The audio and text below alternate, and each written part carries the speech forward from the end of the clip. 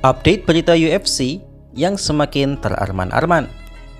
Yap, saya rasa tidak berlebihan saya memberikan judul seperti itu, karena hari telah berganti hari, tapi Arman tak henti-hentinya membuat sensasi. Arman sangat aktif membangun personal branding dirinya dengan menghadiri banyak interview dan live streaming, sehingga namanya saat ini menjadi hot potatoes di kalangan fans MMA. Chael Sonnen bahkan tak ragu menyebut bahwa Arman adalah petarung MMA yang paling menarik saat ini. Umumnya, jika petarung melakukan itu karena ia butuh uang tambahan atau pemasukan. Tetapi Arman berbeda. Ia aktif melakukan farming, interview, live streaming, hingga terkesan kencan dengan istrinya orang hanya untuk satu tujuan, yaitu dilirik UFC untuk mendapatkan tiket title shot. Karena itu, banyak sekali pernyataan menarik yang keluar dari mulut sang petarung terkaya di UFC saat ini. Misalnya adalah Arman mengklaim bahwa ia bisa mengalahkan Islam Makhachev dalam wrestling atau gulat murni. Arman mengakui bahwa Makhachev adalah petarung MMA terbaik saat ini dengan skill yang nyaris lengkap. Namun, bukan berarti ia mengatakan bahwa Makhachev unggul dalam segala hal. Menurut Arman, yang paling mengerikan dari Makhachev adalah bagaimana keahliannya mencampurkan semua bela diri yang ia punya dalam MMA-nya, sehingga setiap pergerakan Makhachev sangat sulit ditebak di oktagon. Tetapi Arman menilai, jika tidak berbicara mengenai MMA, Makhachev bukanlah yang terbaik. Misalnya, ia sangat percaya diri mengatakan bahwa ia dan Makhachev jika bertanding freestyle wrestling, maka ia yakin akan mengalahkan Makhachev. Sejujurnya, saya tetap tidak yakin Arman mampu melakukan itu, tapi setidaknya saya mengerti kepercayaan dirinya. Dalam pertandingan pertama mereka dulu, Arman memang sanggup membuat Makhachev kewalahan dengan skill gulatnya. Tapi bang, Makhachev kan saat itu akhirnya unggul dengan grapplingnya. Memang betul, tapi kalau teman-teman perhatikan, Makhachev mencampurkan teknik judo dalam grapplingnya, sehingga ia tidak hanya menggunakan gulat murni. Dan jika mereka bertarung di ajang freestyle wrestling seperti RAF, tentu Makhachev tak bisa menggunakan teknik judo, yang artinya Arman akan lebih percaya diri dengan itu.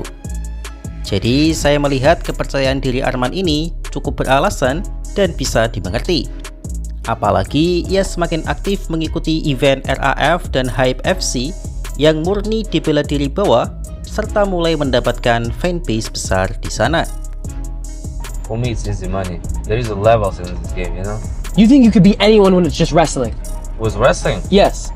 from MMA, yes. You think you could beat Islam in a wrestling match? Freestyle wrestling, yeah. Wow. Namun Arman mengatakan bahwa ia tidak akan menantang Islam Makhachev di ajang RAF. Bukan karena ia takut, tapi ia tahu bahwa Makhachev tak akan mau bertanding di RAF.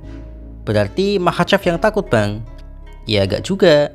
Menurut Arman, RAF tidak punya cukup uang untuk membawa Makhachev ke arenanya. Islam Makhachev saat ini adalah salah satu petarung aktif UFC yang memiliki bayaran tertinggi, sehingga ia tidak butuh side quest ikut ajang RAF ataupun Hype FC. Ditambah statusnya saat ini sebagai raja pound for pound, jadi ia tidak punya alasan untuk terjun ke RAF. Berbeda dengan Arman yang meskipun ia sudah terlanjur kaya, tapi ia butuh exposure tinggi agar namanya bisa masuk ke radar title shot UFC. Nah, jika mereka bertanding freestyle wrestling, apakah teman-teman setuju bahwa Arman lebih unggul dari Makhachev? Kalau saya sih tidak yakin. Tapi bagaimana dengan teman-teman? Tulis di kolom komentar ya. Did you watch his fight against Charles Oliveira?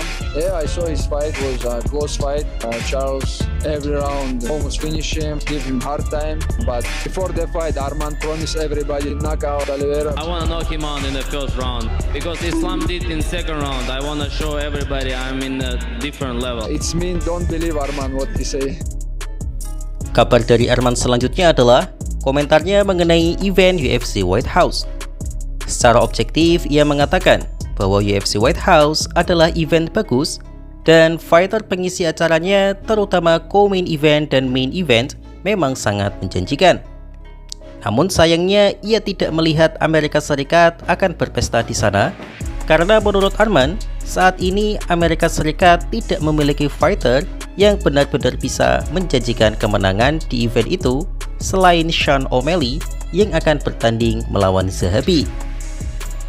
Dengan nada frontal ia menyebut bahwa petarung seperti Michael Chandler hanyalah sampah. Begitu juga dengan Colby Covington yang bahkan tak mendapatkan undangan di UFC White House. Arman menganggap era Colby di UFC sudah selesai, tapi Arman masih respect dengan Colby The Rough karena memang gulat Colby berada di level elit.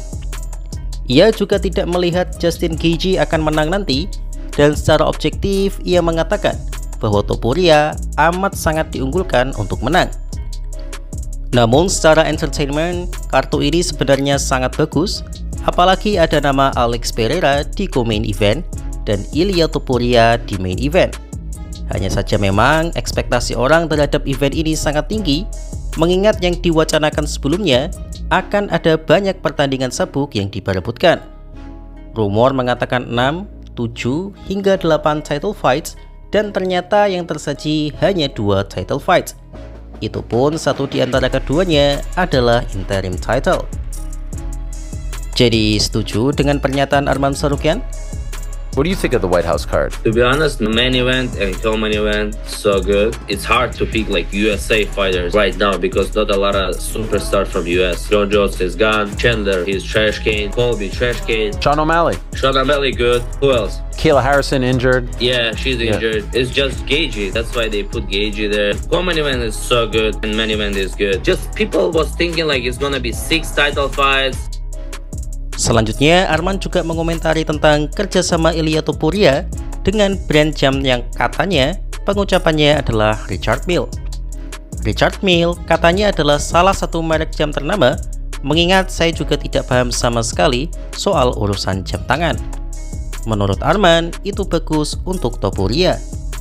Adil Helwani mencoba untuk memanas-manasi Arman dengan mengatakan, apakah Arman tidak ingin menyaingi Topuria dalam hal itu?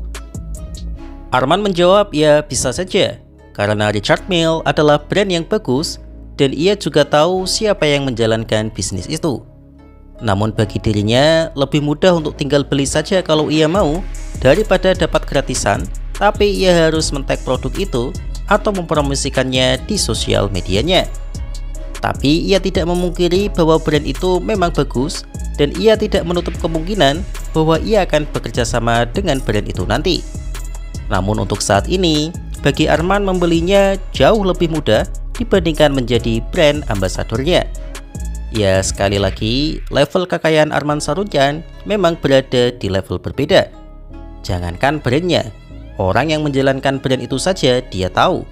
Jadi memang dengan kata lain, Arman hanya ingin mengatakan bahwa ia tidak butuh disponsori oleh siapapun.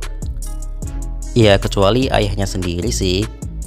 Tapi ia menjawabnya dengan cukup humble untuk ukuran fighter yang terlanjur kaya seperti dirinya. Jadi bagaimana menurut kalian? He just signed a big deal with Richard Mille. You know Richard Mille? Of course I know. Yeah. So what about you? You have to counter with a big deal yourself. It's one of the best brand. I like Richard Mille, so maybe I'll sign with them too. Because I know the who runs out the Richard Mille, so Okay. for me it's easier to go there buy and I shouldn't tag them and promote them and Right. but like if it's good marketing, you know, it's good because if you tell me which brand you wanna work, it's Richard Mille.